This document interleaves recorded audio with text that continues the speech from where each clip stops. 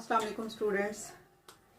Second year आज हम 19 chapter का आगाज करेंगे और जो पहला टॉपिक आपके स्मार्ट सिलेबस में शामिल है ब्लैक बॉडी रेडिएशन, इसको हम स्टडी करेंगे।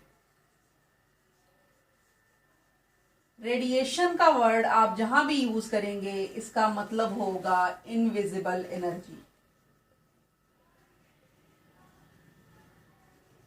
अब एनर्जी क्या है?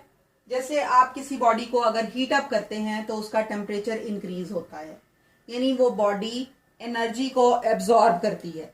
और जो बॉडी भी एनर्जी का एब्जॉर्प्शन करती है, लाजमी बात है कि वो एनर्जी को एमिट भी करेगी।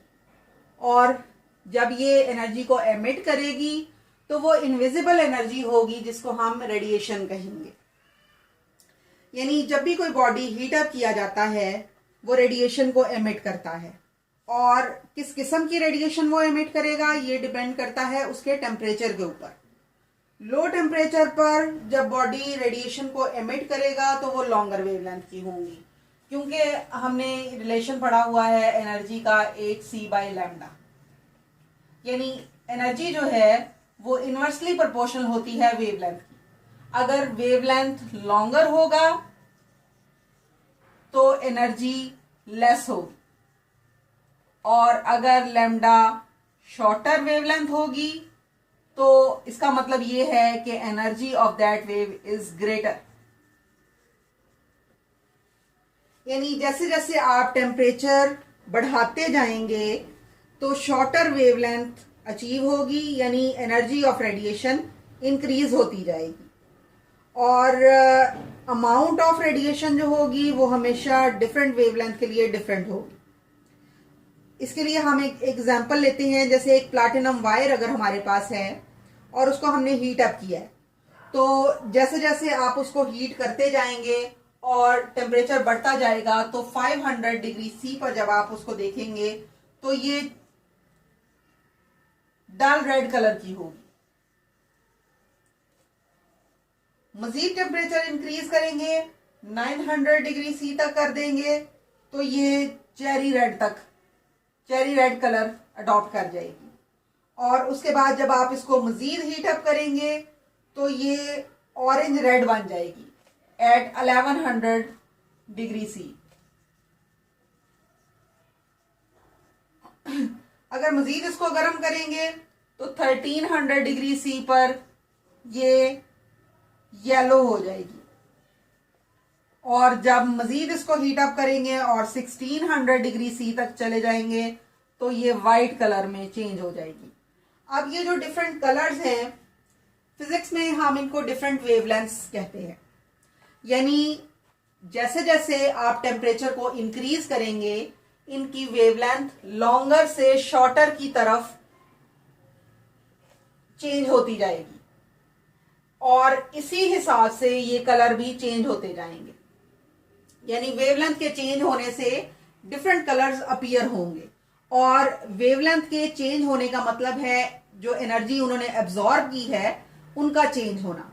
यानी जब टेम्परेचर कम होगा उन्होंने लेस एनर्जी एब्जॉर्ब की होगी और उस वक्त वो लॉन्गर वेवलेंथ के होंगे। जैसे रेड जो है वो लॉन्गर वेवलेंथ वाला कलर है, और जैसे जैसे आप नीचे की तरफ मूव कर रहे हैं तो वेवलेंथ जो है वो शॉर्टर होती जा रही है। जैसे ही आप टेम्परेचर को इंक्रीज करेंगे वो ग्रेटर एनर्जी को एब्जॉर्ब करेंगे और ये शॉर्टर वेवलेंथ की तरफ शिफ्ट होते जाएंगे। अब हमने देखना ये है कि ब्लैक बॉडी क्या होती है और कैसे बनाई जाती है। ब्लैक बॉडी जो है एक हॉलो कैविटी है। यानी जैसे आपके पास अगर एक बॉक्स हो जो कि अंदर से खाली हो, जैसे आमतौर पे हम जो कार्टून घरों में यूज करते हैं वो इस तरह के बॉक्सेस होते हैं जो आपको ऊपर से इस तरह के नजर आएंगे।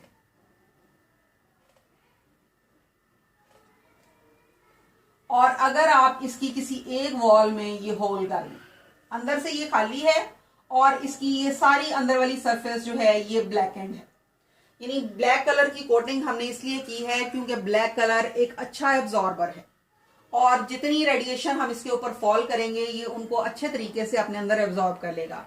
दूसरा काम हमने जो ये किया है कि हमने ओपनिंग रखी है सिर्फ इस होल पे, तो रेडिएशन इसके अंदर से एंटर हो सकती हैं, और एंटर होने के बाद क्या होगा कि ये इस वॉल से टकराएंगी, इस वॉल से टकराएंगी, इस वॉल से, यानी कॉन्टिन्यूस रिफ्लेक्शन होती रहेगी विद इन द कैविटी, लेकिन ये बाहर एस्केप नहीं कर सकेंगी क्योंकि ये बाहर एस्केपिंग के लिए होल जो है वो बहुत स्मॉल है। तो जो रेडिएशन एक दफा इसके अंदर एंटर हो गई वो एब्जॉर्ब हो जाएगी, लेकिन रिफ्लेक्ट बैक नहीं हो सकेगी। ब्लैक कलर चूंकि हम कहते हैं कि ये अच्छा एब्जॉर्बर है, इसको हमने इसके अंदर कोटिंग के लिए यूज किया है, और जब इसने एक दफा एब्जॉर्ब कर लिया है तो इसका मतलब है कि ये एमिट करने की सलाहियत भी रखता है, क्योंकि वो बॉडी जो अच्छा एब्जॉर्बर होता है वो अच्छा रिफ्लेक्टर भी होता है। यानी ये जो ब्लैक बॉडी है ये गुड एब्जॉर्बर भी है और गुड रेडिएटर भी है, यानी ये एमिट भी करेगा रेडिएशन को। अब ये रेडिएशन जो है किन वेवलेंथ्स के साथ और किस इंटेंसिटी के साथ एमिट होगी, इसके लिए हम स्टडी करेंगे इंटेंसिटी डिस्ट्रीब्यूशन डायग्राम। यानी हमने ये देखना है कि जब रेडिएशन एमिट होती है तो इंटेंसिटी वेवलेंथ के साथ कैसे चेंज होती है और टेम्परेचर का उस इंटेंसिटी के ऊपर क्या इफेक्ट होता है। अमाउंट ऑफ रेडिएशन जो होंगी डिफरेंट वेवलेंथ पे डिफरेंट एनर्जी के साथ एमिट होंगी, और जो ग्राफ इनका बनेगा वो यहां हम ड्रॉ करेंगे लैम्डा और इंटेंसिटी के दरमियान। यानी वेवलेंथ जो है वो हमने 0 से 1, 2, 3, 4, 5 एंड 6 ली है, और इंटेंसिटी जो है वो तकरीबन सारी ही विजिबल रीजन में है। अब यहाँ डिस्ट्रीब्यूशन जो बनेगी वो कुछ इस तरह से बनेगी कि ये पीक वैल्यू जो है या आपको ये डिस्क्राइब कर रही है कि इंटेंसिटी बढ़ती जाती है वेवलेंथ के बढ़ने के साथ, लेकिन एक खास टाइम तक बढ़ती है और उसके बाद वो कम होना शुरू हो जाती है। यानी ये डिफरेंट टेम्परेचर पे डिफरेंट कर्व्स बनाए हुए हैं। 1000 केल्विन पे है, फिर 1260 केल्विन पे है, 1450 केल्विन पे है और 1650 केल्विन पे है। अब इसमें इंपॉर्टेंट इंफॉर्मेशन हमारे पास ये आ रही है कि इंटेंसिटी जैसे जैसे वेवलेंथ को बढ़ाते हैं इंटेंसिटी बढ़ती जाती है, और एक मकाम ऐसा आता है जबकि ये मैक्सिमम वेवलेंथ को शो करता है, मैक्सिमम इंटेंसिटी को शो करता है, और उसके बाद आप वेवलेंथ बढ़ाते भी जाएं इंटेंसिटी डिक्रीज करती जाती है। दूसरी इंपॉर्टेंट इंफॉर्मेशन इसमें यह है कि ये जो पीक वेवलेंथ है, पीक इंटेंसिटी है, ये जैसे जैसे आप टेम्परेचर को इंक्रीज करते जाएं ये शॉर्टर वेवलेंथ की तरफ शिफ्ट होती जाती है। यानी ये पीक जो है पहले यहां पर है, उसके बाद इधर को शिफ्ट हो गई यहां पे आ गई है, उससे अगली और इधर को शिफ्ट हो गई है, उससे अगली और इधर को शिफ्ट हो गई है। यानी ये शॉर्टर वेवलेंथ की तरफ शिफ्ट होती जा रही है जैसे जैसे हम टेम्परेचर को इंक्रीज कर रहे हैं। यानी हमारे पास जो इससे इंफॉर्मेशन आती है वो ये है कि किसी भी गिवन टेम्परेचर पर एनर्जी यूनिफॉर्मली डिस्ट्रीब्यूटेड नहीं होती, क्योंकि इसका पता हमें यहां से चल रहा है कि एनर्जी जो है वो पहले इंक्रीज कर रही है फिर डिक्रीज कर रही है। इसका मतलब है ये यूनिफॉर्मली डिस्ट्रीब्यूटेड नहीं है, वरना एक जैसा बिहेवियर ये शो करती। दूसरी बात इससे हमें ये पता चलती है कि टेम्परेचर T जो है, अगर कोई भी गिवन टेम्परेचर हम लेंगे तो इस पर एनर्जी जो होगी उसकी मैक्सिमम वैल्यू होगी एट सर्टेन वेवलेंथ, जो यहां हमने मैक्सिमम पीक से हमने शो किया। इसको हम कहेंगे लैम्डा मैक्स, मैक्सिमम वेवलेंथ। यानी इस मैक्सिमम वेवलेंथ पर मैक्सिमम एनर्जी का एब्जॉर्प्शन होगा, और इस मैक्सिमम वेवलेंथ की अगर हम प्रोडक्ट लें उस टेम्परेचर के साथ जिसके ऊपर हमने इस बॉडी को हीट अप किया है, तो ये प्रोडक्ट होगी कांस्टेंट। यानी अगर आप टेम्परेचर बढ़ाओगे तो लैम्डा कम हो जाएगा, और अगर टेम्परेचर कम करोगे तो लैम्डा इंक्रीज हो जाएगा। इस इक्वेशन को हम कहते हैं वीन डिस्प्लेसमेंट लॉ।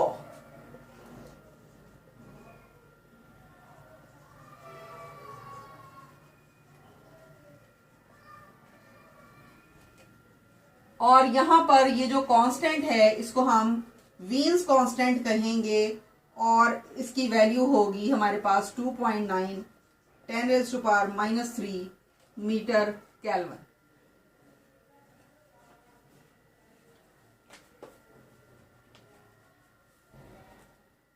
उसके बाद हमारे पास इस फिगर से जो अगली इंफॉर्मेशन आती है वो ये है कि हर वेवलेंथ के लिए जैसे ही हम टेम्परेचर को इंक्रीज करते हैं एनर्जी का एमिशन भी इंक्रीज हो जाता है और एनर्जी की इंटेंसिटी इंक्रीज कर जाती है with the increase in wavelength और लैम्डा मैक्सिमम तक ये इंक्रीज करती रहेगी। यानी इंटेंसिटी या एनर्जी जो है वो वेवलेंथ के साथ इंक्रीज करती जा रही है टिल मैक्सिमम वेवलेंथ अचीव्स। और उसके बाद अगर हम फर्दर इंक्रीज करेंगे वेवलेंथ को तो इंटेंसिटी डिक्रीज होना शुरू हो जाएगी, जो कि आपको ये इस हिस्से से पता चल रहा है। उसके बाद अगली इंफॉर्मेशन हमारे पास ये आती है कि area under each curve total energy radiated पर सेकेंड पर स्क्वायर मीटर को जाहिर करता है, जो कि एक पर्टिकुलर वेवलेंथ पर होगी और पर्टिकुलर टेम्परेचर पर होगी। और एनर्जी जो होती है वो डायरेक्टली प्रोपोर्शनल होती है to the 4th power of absolute temperature.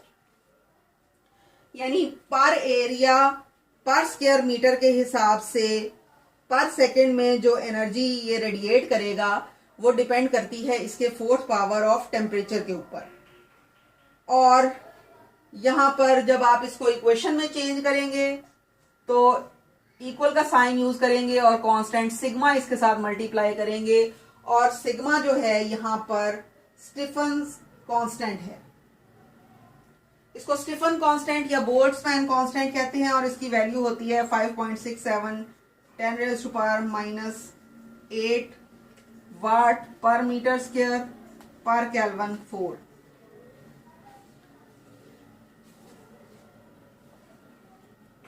और इस इक्वेशन को हम कहते हैं स्टीफन बोल्ट्जमैन लॉ। स्टीफन और बोल्ट्जमैन दो साइंटिस्ट थे जिन्होंने मिलकर इस पर काम किया। अब ये चूंकि दो डिफरेंट पार्ट्स को एक्सप्लेन कर रहे हैं, वीन डिस्प्लेसमेंट लॉ जो है वो शॉर्टर वेवलेंथ को एक्सप्लेन कर रहा है और स्टीफन बोल्ट्जमैन लॉ जो है वो लॉन्गर वेवलेंथ को डिस्क्राइब कर रहा है। यानी Wien displacement law longer wavelength के लिए फेल हो जाता है और Stefan Boltzmann law shorter wavelength की एक्सप्लेनेशन के लिए फेल हो जाता है। फिर मैक्स प्लांक जो था ये एक साइंटिस्ट था और इसने इन दोनों लॉज को कंबाइन करके एक हतमी शक्ल दी जो कि पूरी इंटेंसिटी डिस्ट्रीब्यूशन डायग्राम को एक्सप्लेन करने में हमें मदद देती है। उसने एक नया कंसेप्ट इंट्रोड्यूस करवाया जो कि क्लासिकल जो हमारे व्यूज थे उनसे टोटली डिफरेंट था। यानी क्लासिकल व्यू ये था कि इलेक्ट्रोमैग्नेटिक रेडिएशन में एनर्जी जो होती है वो यूनिफॉर्मली डिस्ट्रीब्यूटेड होती है, लेकिन प्लांक ने जो एजम्पशन इंट्रोड्यूस करवाया उसके मुताबिक energy is not uniformly distributed in electromagnetic radiation, बल्कि एनर्जी जो होती है वो डिस्क्रीट पैकेट्स की फॉर्म में होती है जिनको हम क्वांटाज कहते हैं। यानी प्लांक ने हमें क्वांटम थ्योरी दी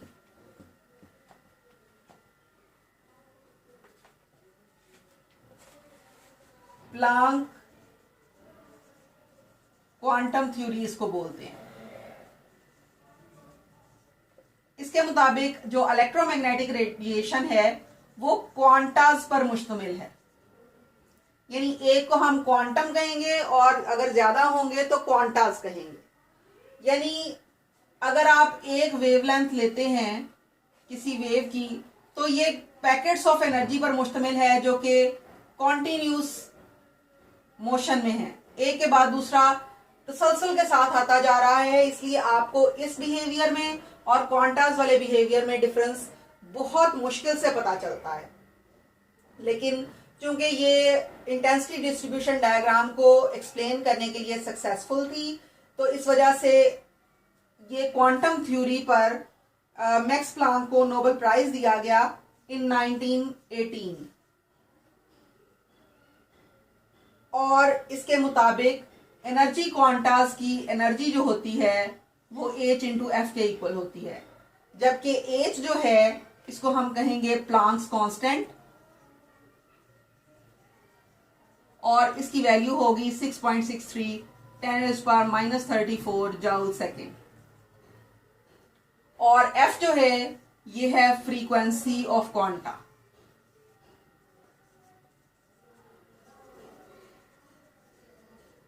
यानी फ्रीक्वेंसी जो होगी उसके ऊपर एनर्जी की डिपेंडेंस है।